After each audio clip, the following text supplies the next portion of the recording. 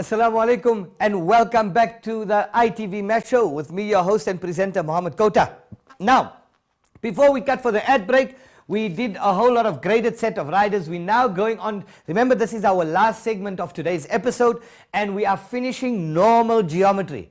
Straightforward circle geometry. Today is the last of the episodes. If you missed any of the previous episodes, just go onto the website and watch the previous episodes. Okay, remember our next episode is going to be dealing with similarity and proportionality, and that's where we're going to be wrapping up circle geometry. Okay, so remember guys, this is for grade 11 and for grade 12. Now, this is where the fun starts, because now the next one is going to be quite hectic. Okay, and many of you are going to look at it and you're going to put your hand on your head and you're going to say, oh my Lord. Oh my Lord. When you look at it, you're going to say, no, if I had to ask you, if you had to see a problem like this in the exam, what would you do? And 99% of all the grade 11s and 12s would give me the beautiful response of, we'll just leave it out. We'll just move on to the next question. No, you cannot afford to do that. The next question is worth 10 marks, guys, and it's going to be hectic. So get ready. I'm going to take a little bit of time to draw the shape. I want you to take down the shape also with me. So let's get started. Okay, here's your circle. It's going to get a bit hectic. Right, put a point here, draw a line, going straight up, draw a chord. Remember, it's not going through the center. There's no center of the circle. The center of the circle is not given. Then you've got another line going down this way. So basically you've got a triangle, right? We've got a triangle. Let's just draw that a little straighter. We've got a triangle. Okay, then we've got a tangent coming here, meeting that point and continuing. And we've got this line. We've got a line coming down here, joining that tangent, and this line continues until the circumference. We then join those two dots on the top, those two lines on the top, and that's what our diagram looks like. Let's label it. That is P, that is 1, that is Y, that's B. They also tell you that line is equal to that line. They also tell you that this line is parallel to that line. They tell you that this line, PR, is also equal, so let's put it there, PR is equal to PQ. They give you that as F.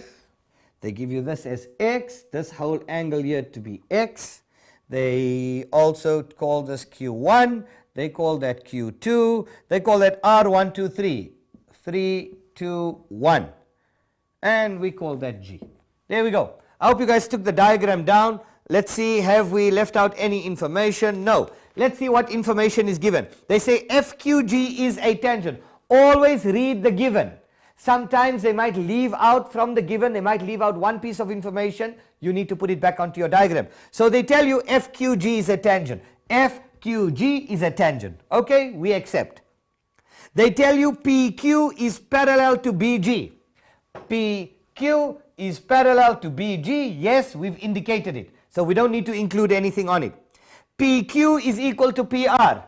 PQ is equal to PR. There we go. Those two lines are equal. Now the minute we do know that, we can see that that's an isosceles triangle. We also know PB is equal to BR. So that's also. So you've got two isosceles triangles. You've got an isosceles triangle at the bottom and you've got an isosceles triangle at the top. We're going to be utilizing it.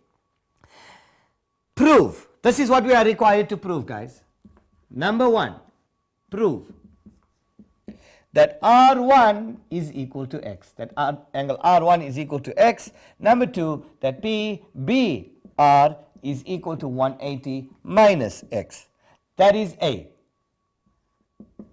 Right? A1 and A2. Part B, they want three other angles equal to Y. Write down three other angles equal to Y. Three other angles equal to Y. Now you know you guys have seen this in the exam. You know, go through every past paper, right? From 20, I would say your supplementary paper for last year, the final paper, supplementary paper this year, prelim examination last year. Look at all the circle geometry. This style of question is always asked in your exam. Write down three other angles equal to y. Calculate the values of x and y. So let's go calculate the values of x and y. Guys, question like this, 10 marks in the exam. Okay, we haven't left out any of the information, so it's time for us to shut shop there, because this is the last problem or the last rider that we're going to be doing for today's episode, and let's get cracking. Again, where do we begin? We need to prove that angle R1 is equal to x. So where is x?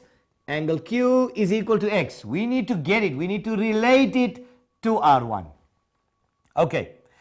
Now, here you are not given values. So now you're going to be utilizing your parallel lines. You're going to be utilizing your isosceles triangle extensively, as well as your tangent, tan chord theorem.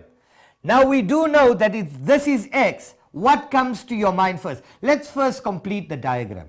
Let's see as much information as we can get on the diagram. So we know if angle Q is equal to x, angle between tangent and chord is equal to the angle subtended in the alternate segment. So I'll know that angle R2 is also equal to x.